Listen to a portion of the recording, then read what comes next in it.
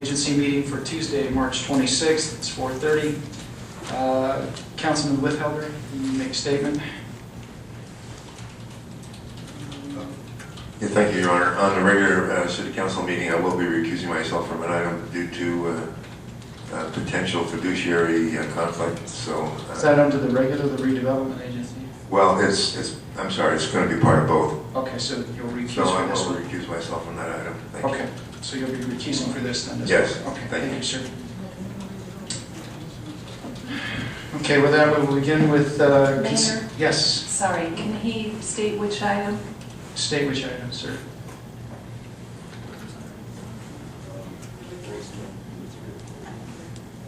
I'm sorry. Yes, it is item 3. It's regarding the property on Sand Hill, in the corner of Sand Hill and Mesquite Boulevard. That is up for consideration with the redevelopment agency and the city. And he needs to go into the back room and eat snacks, right? Yes. When that one comes up, he can, right. on the consent, he can All right. do that, just when 3 comes up. All right, thank you. Thank you. We'll begin with the consent then, which is consideration of approval of the March 26, 2013 redevelopment agency meeting agenda and the February 12, 2013 redevelopment agency meeting minutes. If there are no changes, then we will go ahead and seek a motion.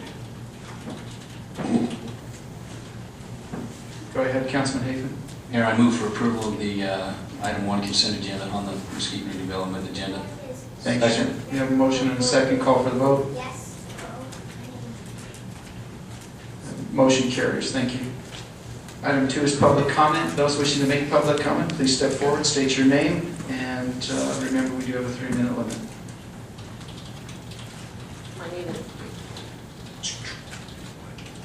My name is Margaret Elistad, Mesquite Citizen Journal. There is no one in Mesquite who wants to see that house torn down more than I do.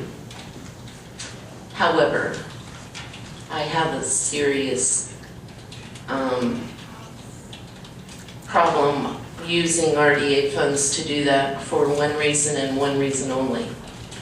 That property is not in the 902 or 903 tax district. It is in the 901 tax district. I have personally had conversations with several of you on the dais about the slippery slope you can go down so easily if you can justify on this hand using those RDA funds for adjacent properties. And on the other hand, that money is supposed to be used, was designated strictly for use in 902 and 903 tax districts. And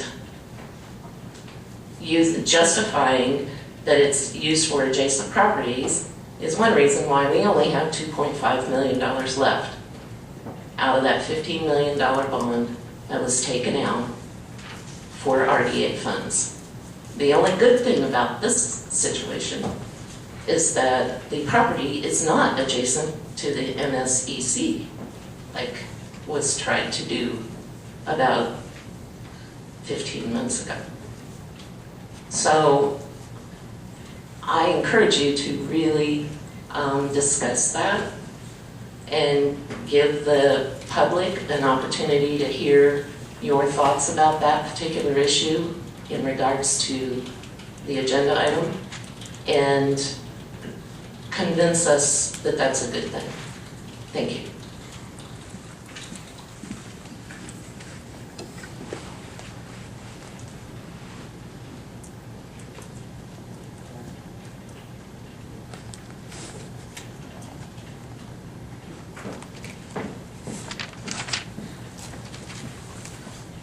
My name is Bill Hurd. I'm a resident of Mesquite.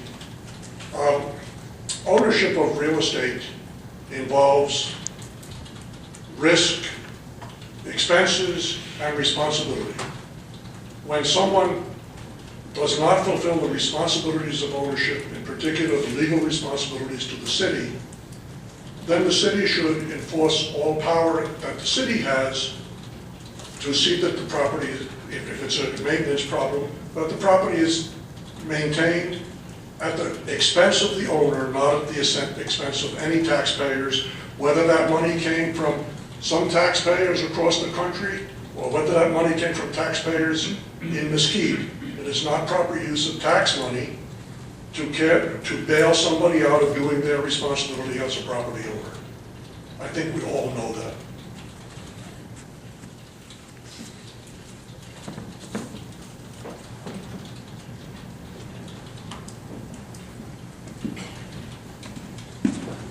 Good afternoon. I'm John Williams, and I'm a candidate for City Council.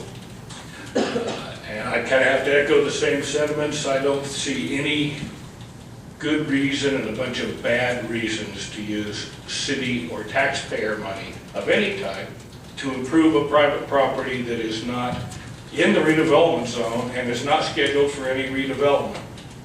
I mean, basically improving a piece of private property with government funds, which you are not going to recover. I mean, I understood we were on a path to condemn it and tear it down and use city money to do that, but then place a lien on the property for the cost so that we would recover it from the owner when it gets sold. That made sense to me. I would support that. But to use a gift of money from a redevelopment funds to make a contribution to the value of the private property of a private property owner, it's just not good sense, and it's a horrid precedent. What are you going to do the next time you try and have somebody or force somebody to improve their property or fix a hazardous property in the zone or even outside of it? They're going to say, wait a minute, you gave a grant to these people and didn't make them pay it back. You're going to have to do it for me. That's a horrible precedent to start. You're going to handcuff future city councils. So I urge you not to use taxpayer funds to improve a private property and to follow through with the original plan of, tear it down, put a lien on it, and recover the taxpayer money when it gets sold, and it will someday. Thank you.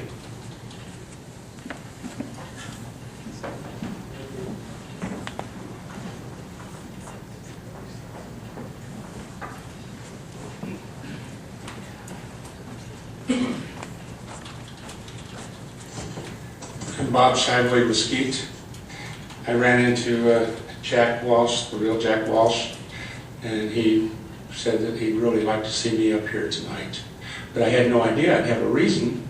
But it does seem that these two gentlemen have made a very interesting argument, and I'm especially interested in seeing how the property owners on the council and the real estate people on the council come to grips with this particular question, because I think these two gentlemen had quite a bit of validity to their argument, and yet I would just like to listen and see if I can walk away with the right thing having been done. So I'll be very interested in a discussion. Thank you.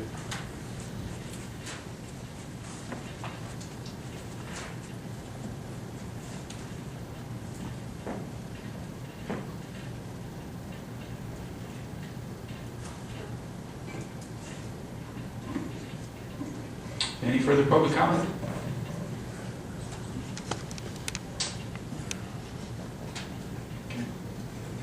Seeing no further public comment, we'll close agenda item 2. And